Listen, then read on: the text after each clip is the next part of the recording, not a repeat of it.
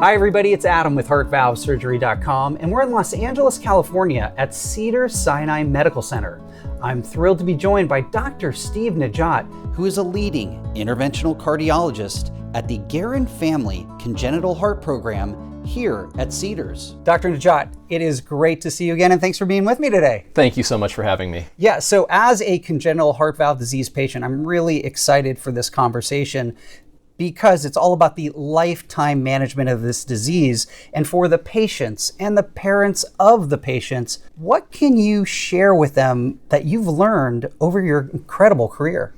I think one of the things to consider is just how complex these lesions are when we're talking about congenital heart disease. There's incredible variability in terms of disease progression and when the disease presents, whether it be in utero or later in life. And so one of the most important things that you can do as a patient and a family is set yourself up with a heart team that you feel comfortable understanding what is next for you on the docket. And when you say a heart team, you mean a multidisciplinary team. Is that correct? And who would be a part of that team? Absolutely, yeah. So it's not just the pediatric cardiologist, but within pediatric cardiology even, there's fetal cardiologists, we have the interventional cardiologists, we have the imaging specialists. Apart from that, we also have the congenital cardiothoracic surgeons, congenital anesthesia. We have a PICU team of intensivists and the nursing staff that is incredible. And within the team, we include the families themselves as well. So Dr. Nageotte, I've gone ahead, I've found an excellent team to help me. What comes next? So with you and the team, one of the most important things you can do is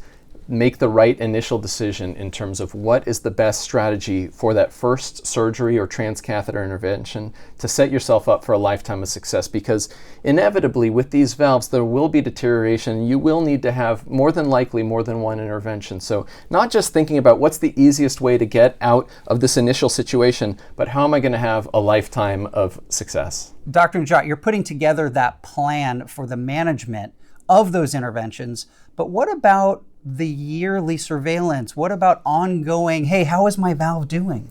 Yeah, it is absolutely not a one and done. We put the valve in, we say goodbye, and that's it. This is something that you're going to need to follow up with us at least yearly to keep an eye on that valve with echocardiograms. But then there's other advanced studies that we do as well, including an MRI, exercise testing, as well as sometimes some other testing that might be looking at the electrical system of your heart as well, trying to find when is the right time if you may or may not need a repeat intervention or a repeat valve replacement. The fantastic advice, Dr. Nageotte. And on behalf of the patients in our community, the parents, thanks to you for everything you and your team are doing here at the Guerin Family Congenital Heart Program at Cedars-Sinai. Thank you so much. It's really a pleasure.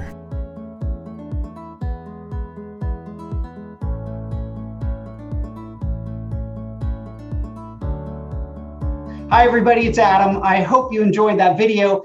And don't forget, you can always subscribe to our YouTube channel, watch the next 2 educational videos coming up on your screen, or click the blue button to visit HeartValveSurgery.com.